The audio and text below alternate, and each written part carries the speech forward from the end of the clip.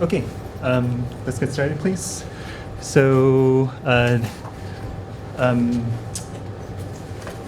we are talking about inequalities, right? So I was just thinking this morning, like, what are we doing? We talk about equalities, then we talk about inequalities, and in some sense, that's a lot of what mathematics is about, right? Because if you have numbers, what can you do with them? You can see if they're equal to each other, and you can see if they're not equal to each other, right? So it seems like it might seem like, oh, what's the point of this equalities and inequalities? But this is actually what a lot of what mathematics is about, right? If you think about what you learned in trigonometry,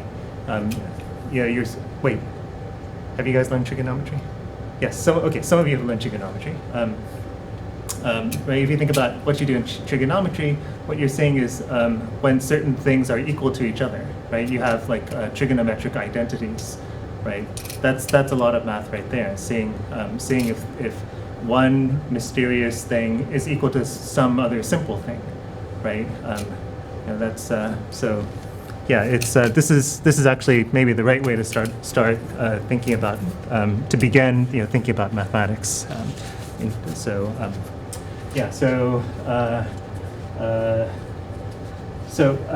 Like we said, what we're going to talk about today are inequalities involving polynomials, right? Involving polynomials, and also these things called rational functions. And I always abbreviate functions as F and S. Okay, and one thing that we said last time was that if you have a polynomial, so here was the important observation.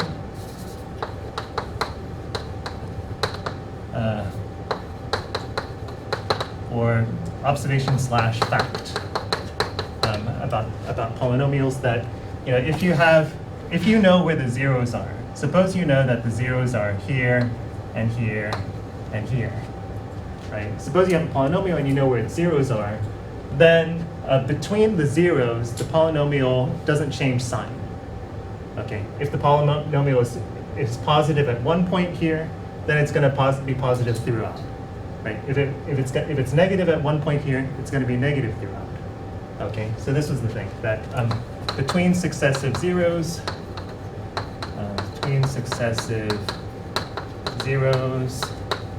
polynomials don't change sign.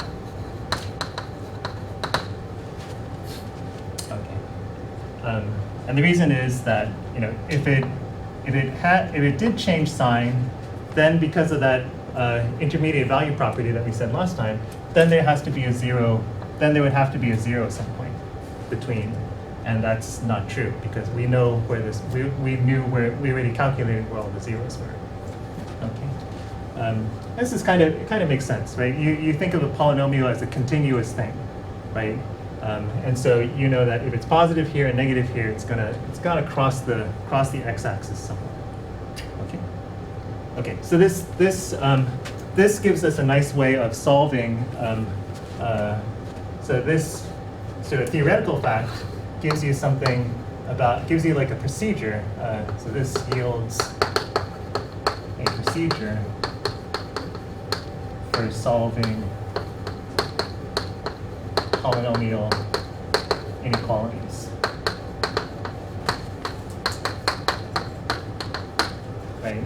And that procedure is: 1, find the zeros.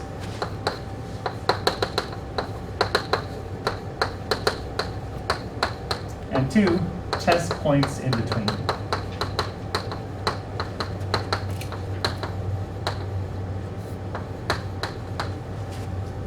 Right. Test points in between, and then that will tell you where the things are positive or negative. So things like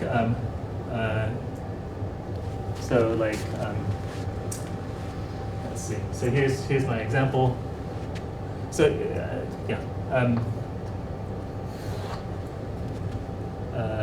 here's my example.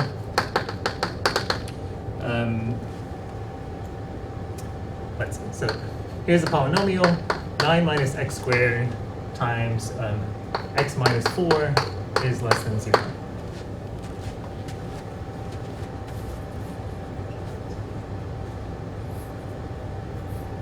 Okay, so this is a polynomial. It's already been partially factored for you. Who can factor it all the way? Can anyone see where the zeros are? Take half a minute and see if you can write down where the zeros are for this guy.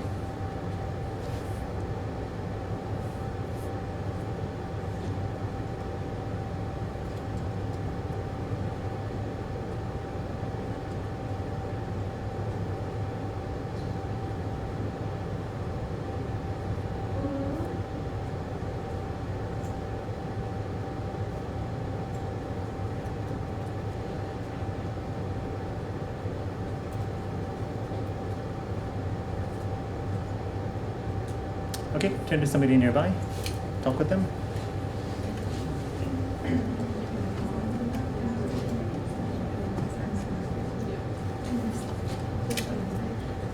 Okay, what did people get?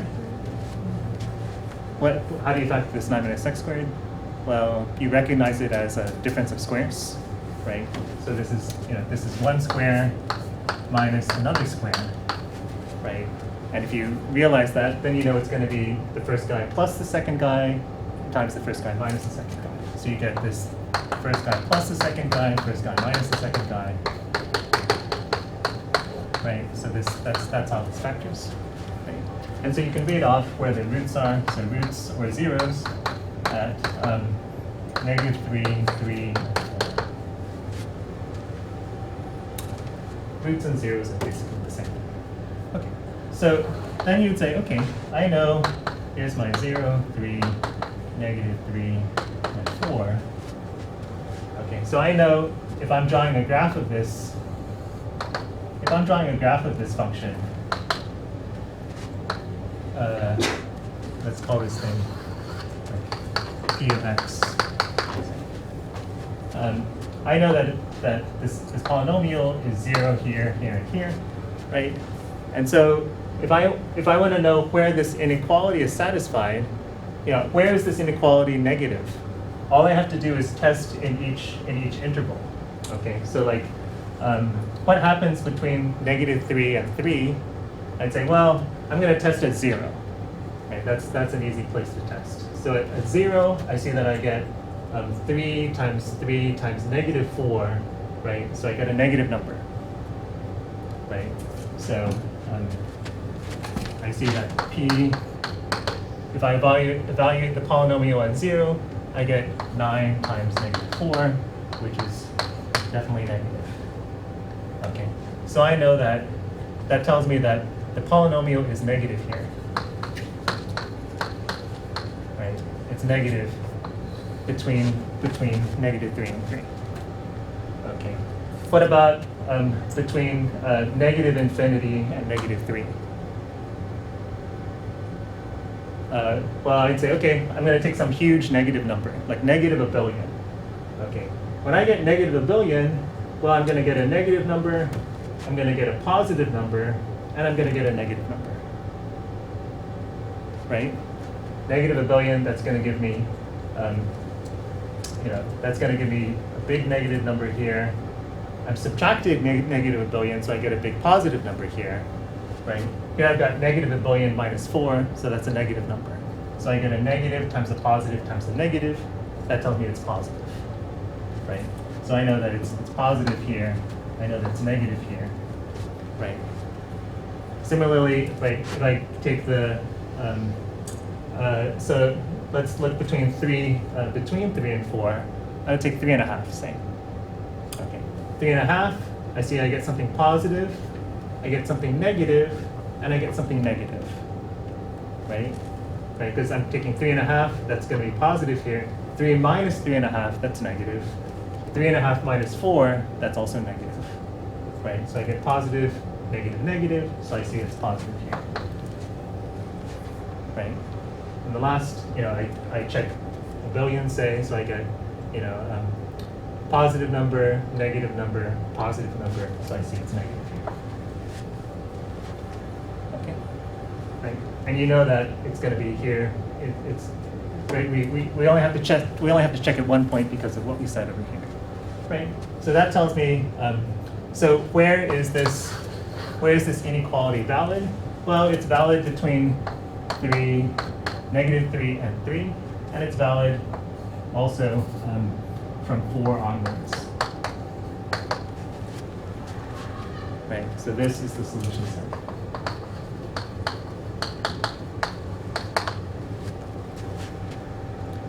Right.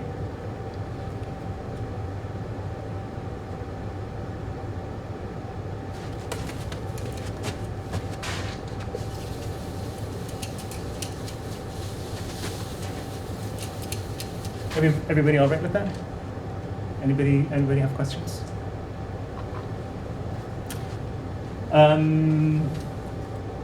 What if let me just change it up a little bit. What if I said that I wanted the polynomial to be less than or equal to 0? What would the solution set be then?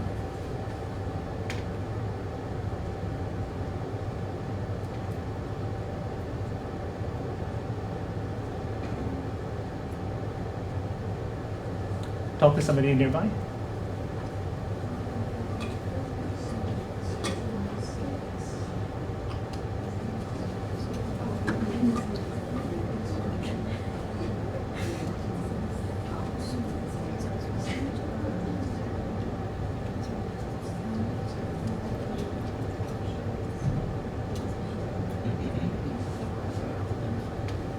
Okay, anybody want to tell me? What's the, where is it less than or equal to 0?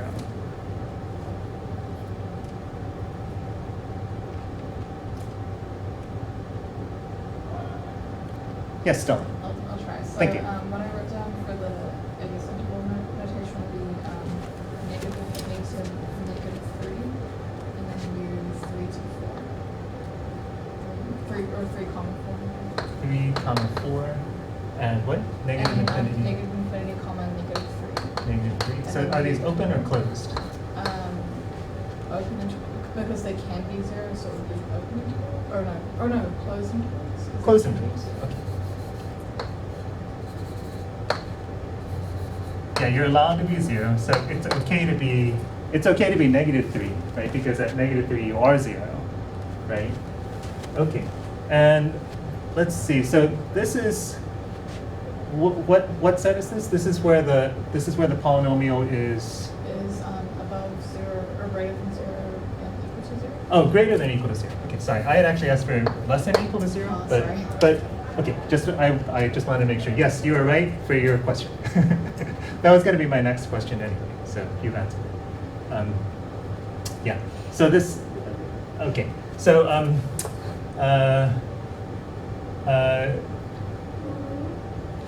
if we were talking about this, let me just go back to this one quickly. If we're talking about less than or equal to 0, well, it's going to be the same thing, but with closed intervals, right? Because you're allowed to be negative, or you're also allowed to be 0, right? So you just need to throw in these endpoints, and so the answer would be -3, 3, and also for infinity, but with closed endpoints, except for the infinity, right? Yeah. And Stella answered my next question already, which was, what if you're asking this greater than or equal to 0? Well, it's going to be, this interval here, including the endpoint, and then this interval here, including the endpoints.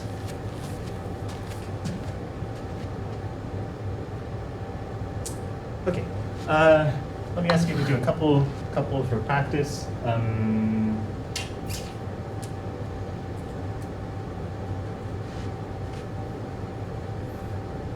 Okay, so here's one. -3 x plus 3 squared is less than 0. And the second one will be x squared plus x minus 1 is greater than 0.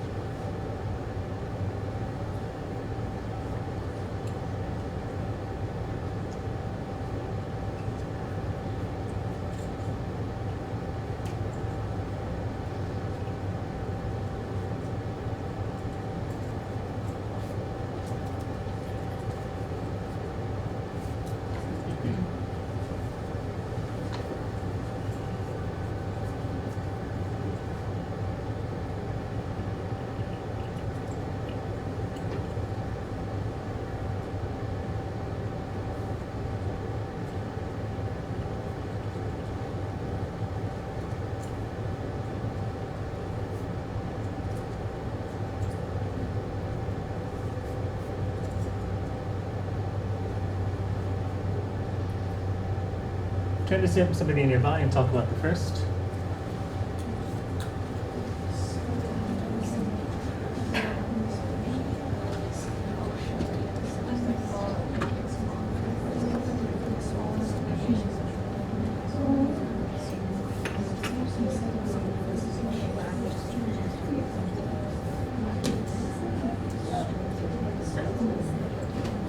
Okay, so where is this equal to 0? Where is this equal to 0? -3, right? So at -3, you know that this thing equals 0. And then, okay, and then what you need to do is check the intervals. So you need to choose a point here, and you need to choose a point here in the test. Okay, so what negative number do you want to take? Say, -4? -4, right? So take -4, you square it, that becomes positive, but it's multiplied by -3, so it's negative. So you know that over here, you're negative. Right? Similarly, right, if you're on the right-hand side, you take some huge positive number, you're going to get -3 times some huge positive number, and so you know it's negative. Okay, awesome. So the answer is going to be, negative infinity to -3. You're not allowed to include -3 because at that point you're equal to 0, and then you go from -3 onwards. You could write that, one way of writing that more neatly is to say something like this. You say the whole real line, but excluding this set. Okay. Have people started this one? Have people finished this one? No? Okay. Why don't we do it together? How would you find the zeros for this?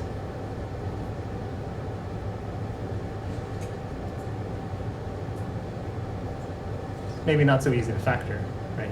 So let's use the quadratic formula, right? So you know that the roots are -1 plus or minus the square root of 1 squared minus 4 negative ones. So that's +4, everything over 2.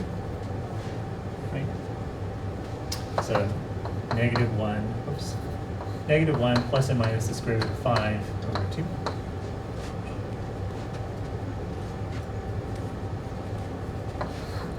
Okay. So they're centered at -1/2. Right? You've got -1/2 plus root 5 over 2, and you've got -1/2 minus root 5 over 2. And those are the zeros. Right? Okay. And then, same sort of game, you just need to test what happens if you put in a huge positive number, or let's do a huge negative number first. What do you think you're going to get? It's going to be positive, negative?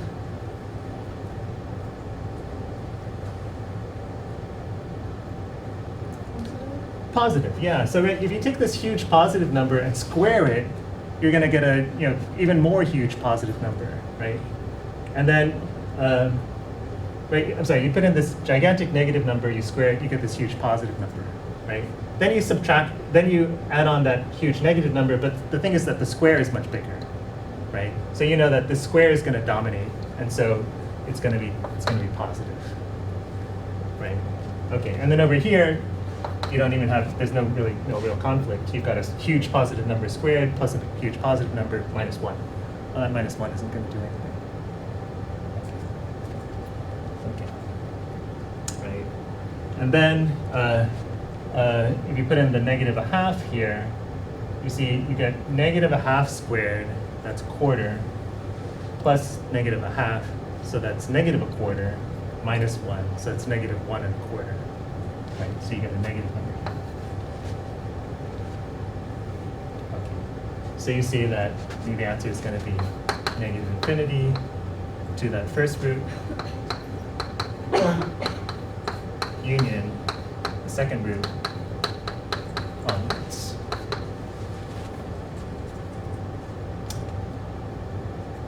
Those of you who know your polynomials, this is a you know that this is a parabola. Right, this is an upward parabola. So you knew that already, that this was going to look like this. right? So you knew that, you actually knew already that it's going to be positive here and positive there.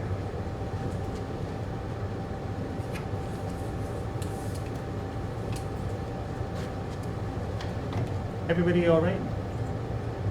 Everybody all right?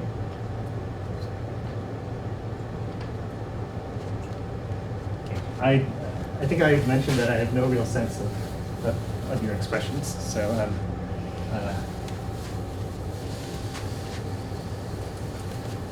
so you're going to have to nod vigorously, or for me to understand how you're feeling, you're going to have to nod vigorously. I think my children will tell you that I have no understanding of children's feelings.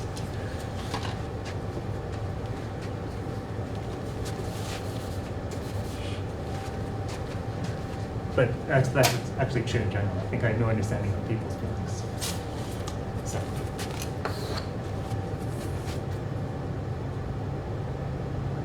Okay.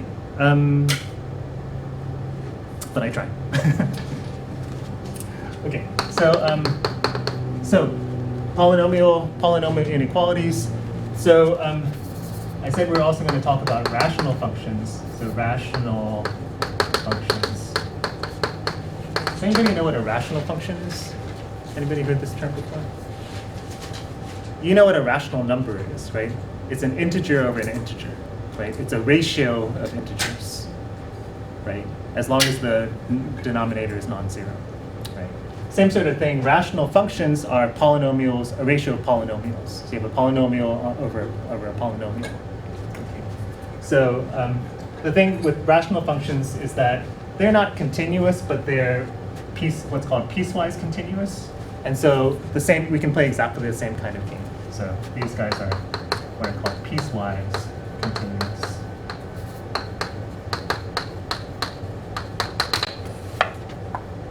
Piecewise continuous. And so we can play it just turns out, and we're not gonna do the details as before. It turns out the same procedure works. Okay. So okay. But the procedure is slightly different. So we use, the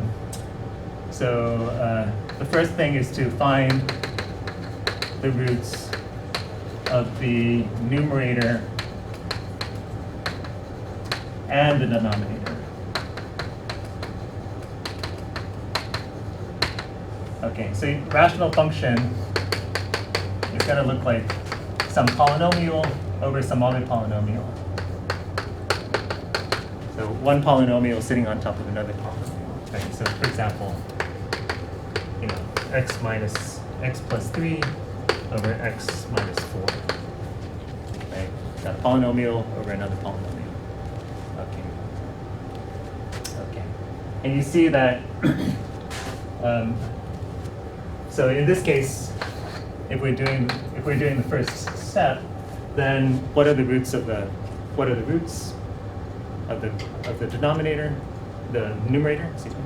Well, it's -3, right? So you see that roots of p are x equals -3, and the roots of q, not q, p1 and p2 are x equals 4.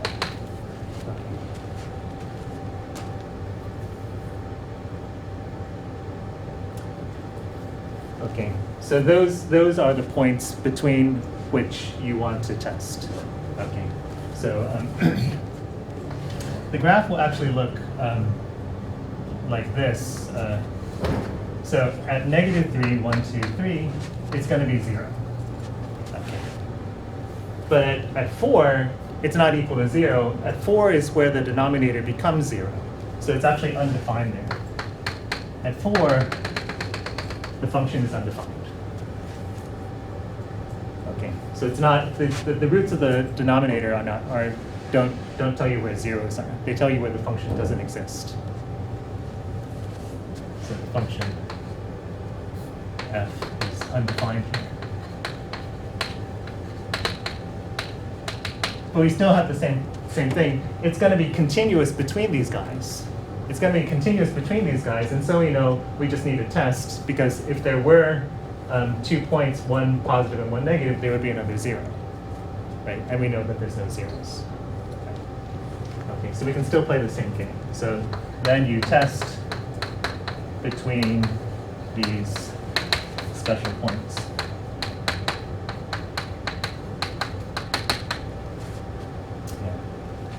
Yeah. If you want to know, these guys are called roots or zeros, and then these guys are called poles. Poles or singularities. But that's a term. These terms you don't really need in this course. But in any case, that's what we call them. That's what they're called in higher math. Okay. So then we test between the special points, and we say, okay, what happens if we choose a gigantic negative number? Well, you would get gigantic negative number over gigantic negative number. And so you would get,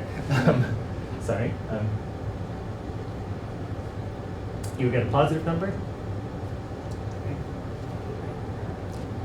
Over here, if you have a gigantic positive or a gigantic positive, right?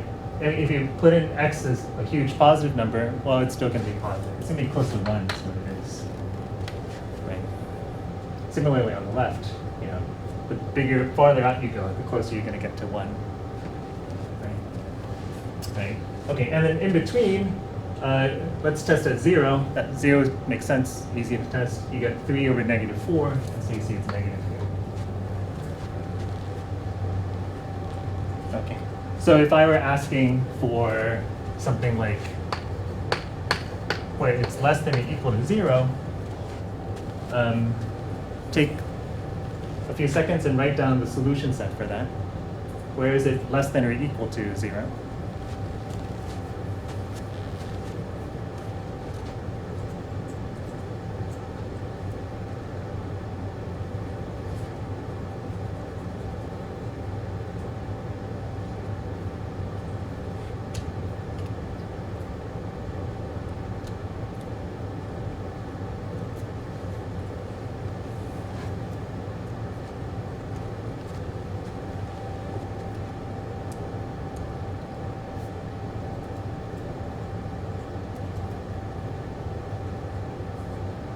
Sorry, I was laughing earlier because a student, and I will not name her, looked like she had crossed one of her eyes, intentionally, or I don't know, maybe just for humor.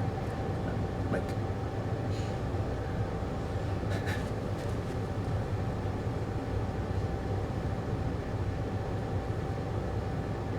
okay, what's the answer? Anybody?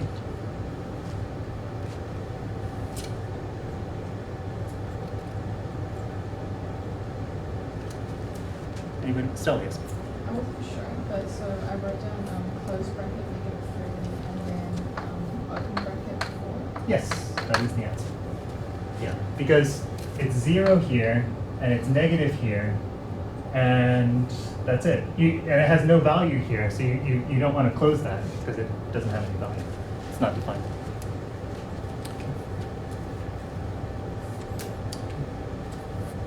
Okay, I think it's probably clear enough. Okay, let's go on to the next section. So the next section, I mean, we've sort of been using this notation, and we've sort of been using this concept all along, but I guess we're going to, make it. We're going to make it do it properly, I guess. So here, section 3.1, functions. Okay, so here's the definition, right? You have some sets, so A and B are non-empty sets. It could be like, a set of numbers. It could be a set of objects. It could be a set of anything. Okay, so a function is a rule that associates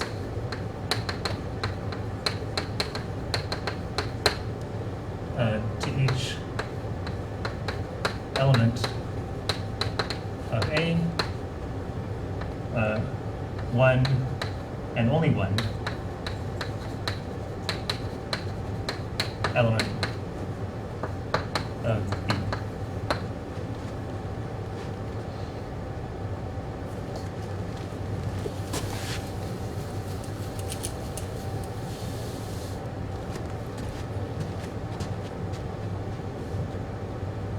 Okay, so for example, you could have a function going from the set of students to the set of grades. Right? That would be a function, right? To each student in the class, we associate one grade, only one. We don't associate multiple grades, just one. We associate one grade and only one grade. Okay.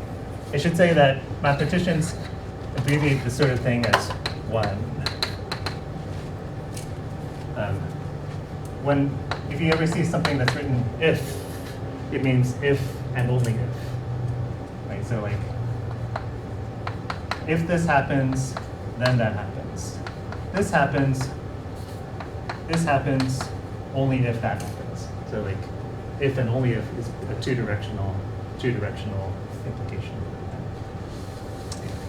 Okay. So the notation we usually use is something like this. So you would write f goes from A to B. Okay, so this is the f associates to each element of f some element of B. Okay, and A is called the domain of f, and B is called the range of f.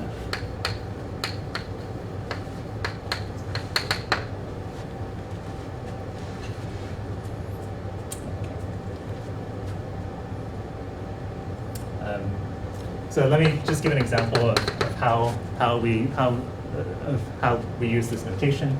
So you could say, so here's how we would describe a function. So if I write something like this, f goes from the real numbers excluding 2 to the real numbers, taking x to 1 over x minus 2.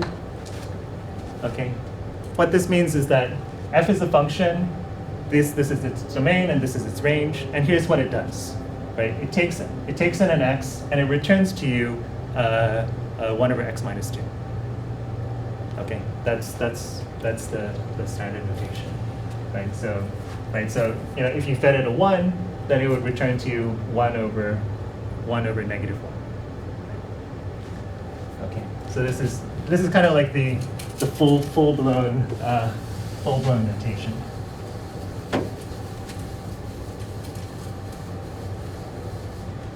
Okay. Oftentimes we don't use this full-blown notation. We just abbreviate. So we often abbreviate. We just write something like this: f of x equals 1 over x minus 2. Okay. So and then we just assume. We assume that the domain is as large as possible.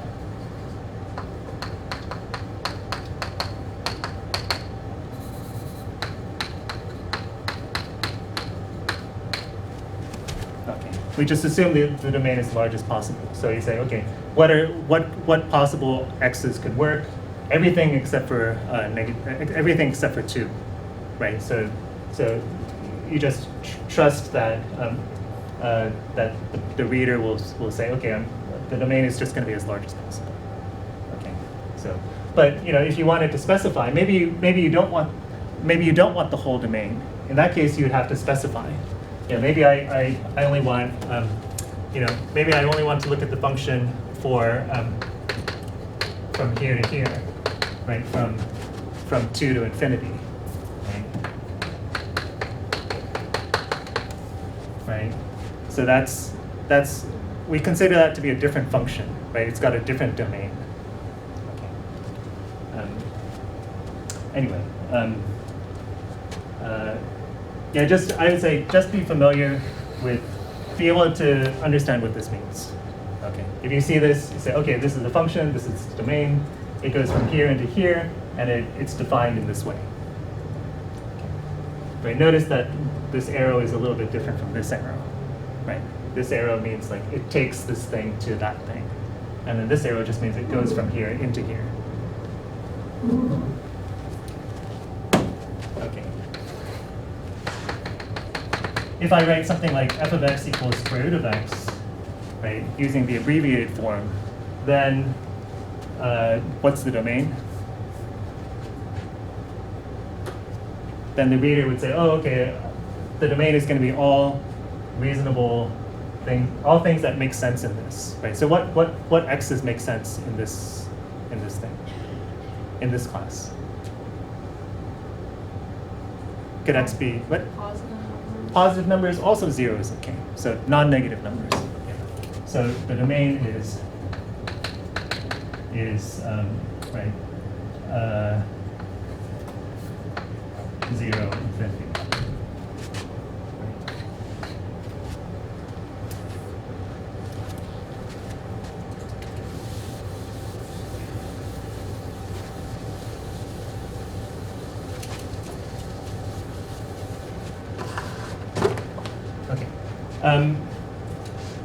So just one remark about equations. So sometimes equations define functions. Sometimes equations define functions. Or you can say equations can be used to define functions. Okay. So here's a simple example. Here's an equation: y equals 3x minus 2. Okay. Right. In that case, y depends on x, right? Right. If I put in an x, I get out a y, right? So you can think of this as, so y can be considered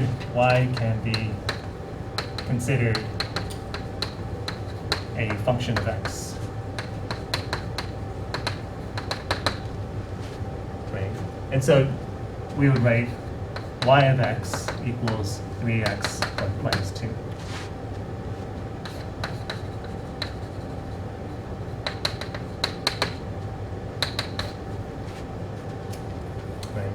In this case, actually, the opposite is also true, right? X is also a function of y, right? If you change the y, then you change the x as well, right?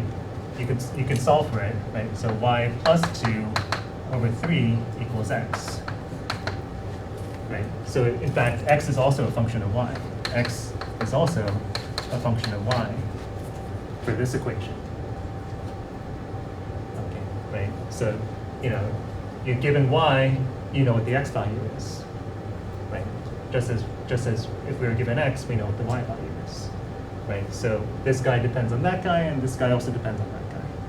So you can think of how, depending on how you want to think, you can think of one as a function of the other.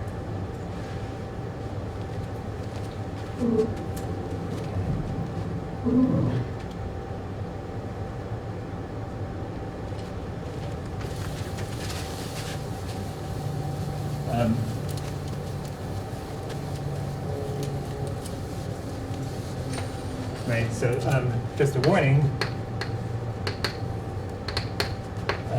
it's not always true that we can get a function that equations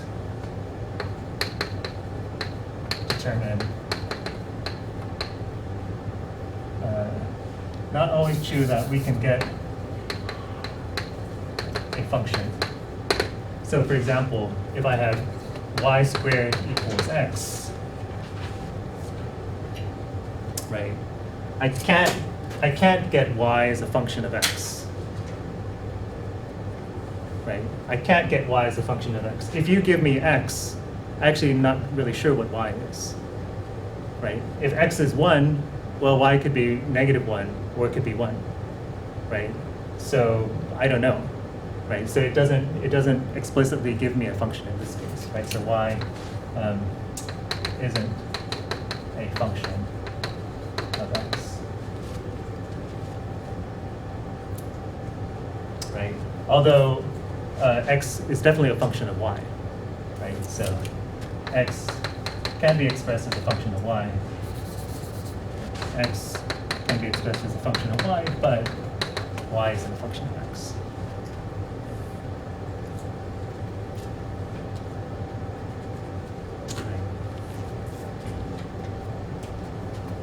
Right, the trouble is that each value of x doesn't determine one and only one value of y.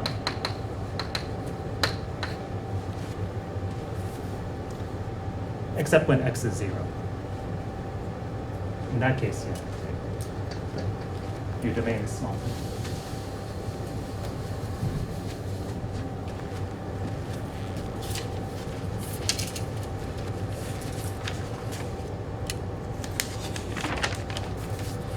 Okay.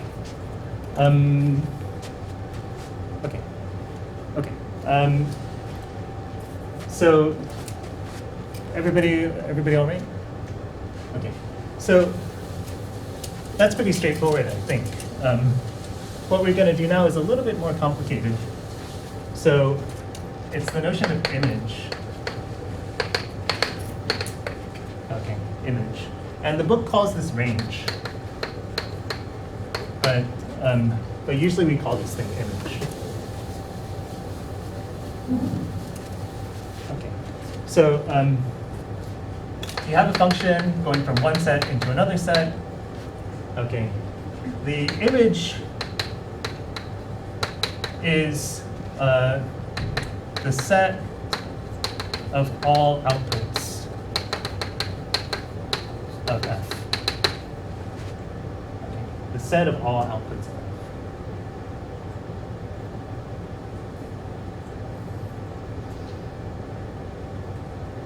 Okay. So for example, right, if I say f of x is x squared, right? F is a function, it goes from the real numbers to the real numbers, taking x to x squared. What's the image? What are the outputs of this function? Is it the whole real line?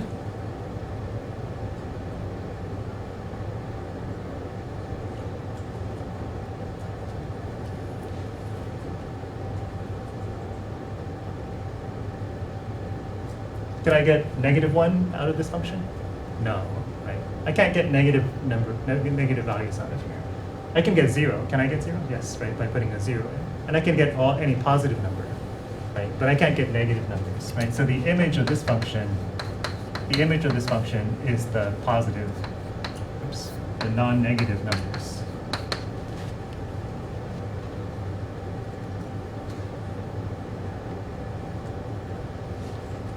Okay.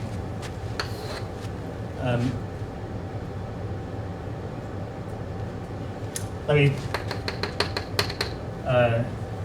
give you another example. Here's another function. You take in an x and you return 1 minus x over x.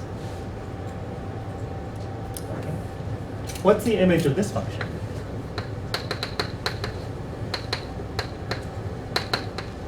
What's the image of this function? Any non-zero number? Maybe.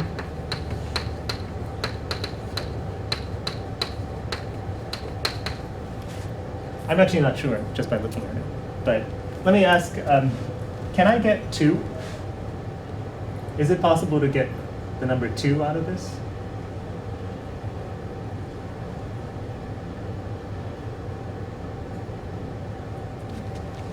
Can I get f of x equal 2? Well, one way to figure that out would just be to solve, right? Let's say, is there an x that solves this equality, right? So let's just solve it. right? We've got this is, so we're basically asking, does this have a solution? 1 minus x over x equals 2. Does it have a solution? Well, we multiply through by x. We add x to both sides. We divide. And we see, yeah, it's possible. Okay. So yeah, if we put in 1/3, we get 2/3 over 1/3. That would give me a 2. Right? Okay. So now I'm going to say something funny. I'm going to say, can I get f of x equal y? Okay, so y is just going to be some arbitrary number. Okay, like y could be 10 or 11, and we're just going to run through the same calculation. So we say, can we solve this? So you do the same thing. 1 minus x equals yx. We get 1 equals 1 plus y quantity x, and so x would have to be 1 over 1 plus y.